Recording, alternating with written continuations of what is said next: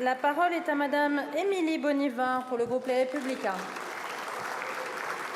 Ma question s'adresse à la Première ministre. Samedi, en Maurienne, des individus violents sont venus caillasser les forces de l'ordre, vandaliser le garage d'Armezin, paralyser toute la circulation ferroviaire et routière en Savoie, effrayer les habitants du secteur au nom de l'écologie.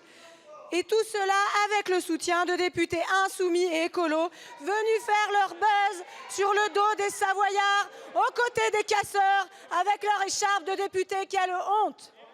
Députée de la circonscription, j'ai été choquée comme des millions de nos compatriotes. Je veux dire toute notre reconnaissance aux forces de l'ordre, gendarmes, douaniers, agents de la PAF, pompiers, soignants, préfets, sous-préfets, engagés en Maurienne ce week-end et qui, par leurs décisions et actions, ont évité le pire. Face à la désinformation, il faut rappeler que le Lyon-Turin est la seule infrastructure en tunnel permettant un fret massif.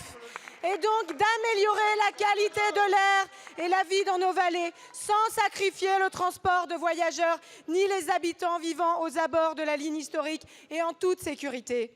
Les Suisses ont réalisé la même infrastructure nord-sud.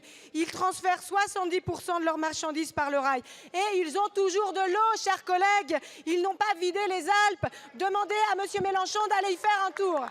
Nous, c'est seulement 8% avec l'Italie par le rail.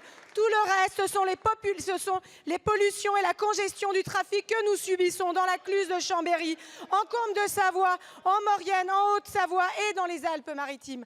Madame la Première ministre, j'ai deux questions. Qui va payer les dégradations locales du garage d'Armezin, les soulèvements de la terre, les groupes LFI écologistes? Enfin, pouvez-vous réaffirmer la volonté du gouvernement de faire du Lyon-Turin une priorité avec une vraie politique de fret, un calendrier clair sur les accès, alors que c'est la seule infrastructure nationale qui bénéficie de 50% de financement européen? Je vous remercie, ma chère collègue. La parole est à Madame